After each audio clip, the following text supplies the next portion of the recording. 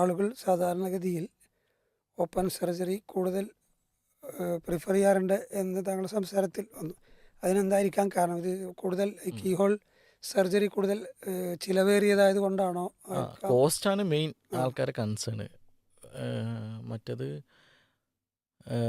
Spinal anaesthesia മതിയായിരിക്കും. മറ്റേ open, മറ്റേതിലാവുമ്പോൾ കുറച്ചും കൂടെ ഫുൾ മയക്കിയിട്ടുള്ളത് ചെയ്യണം. അങ്ങനെ മയക്കത്തിൻ്റെ പേടി ആൾക്കാർക്ക്, അങ്ങനെയൊക്കെ പേടിയുള്ള പ്രശ്നങ്ങളിൽ അതുകൊണ്ടാണ് ആൾക്കാർ ഓപ്പൺ. പിന്നെ മെയിൻ പൈസയാണ് അവരെ കൺസേൺ. ഈ പോസ്റ്റ് ഓപ്പറേറ്റീവ് കോംപ്ലിക്കേഷൻസ്, ഓപ്പറേഷൻ കഴിഞ്ഞിട്ടുള്ള പിന്നെ പ്രയാസങ്ങളും ഒക്കെ വെച്ച് പരിഗണിക്കുമ്പോൾ ഇത് രണ്ടും എങ്ങനെ, അതൊന്ന് വിശദീകരിച്ചാൽ ഓപ്പൺ രണ്ടും അതന്നെ.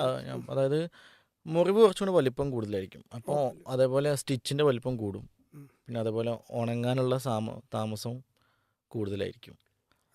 അതുകൊണ്ട് തന്നെ ആശുപത്രിയിലെ ഹോസ്പിറ്റൽ സ്റ്റേ കൂടുതൽ ആവാം. പിന്നെ സ്റ്റിച്ച് വലിപ്പം കൂടുമ്പോൾ സ്വാഭാവികമായിട്ട് പെയിൻ കൂടും.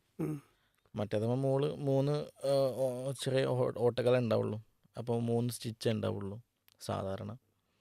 അപ്പോൾ അതുകൊണ്ട് തന്നെ റിക്കവറിയും പിന്നെ ഏർലി മൊബിലൈസേഷൻ, ആൾക്കാർക്ക് പെട്ടെന്ന് പണിക്ക് പോകണമെങ്കിലൊക്കെ അതായിരിക്കും ബെറ്റർ.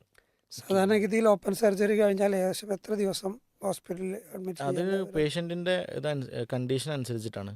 സാധാരണ നമ്മൾ 3 ദിവസം 4 ദിവസം കഴിഞ്ഞിട്ടാണ് ഇതിൽ വിടുക. ഓപ്പൺ ആണെങ്കിൽ ആരോഗ്യവാനായ അതെ വീട്ടിലേക്ക് വിടാം. മറ്റേതാകുമ്പോൾ 2 ദിവസം കൊണ്ട് വീട്ടിലേക്ക് പോവാം.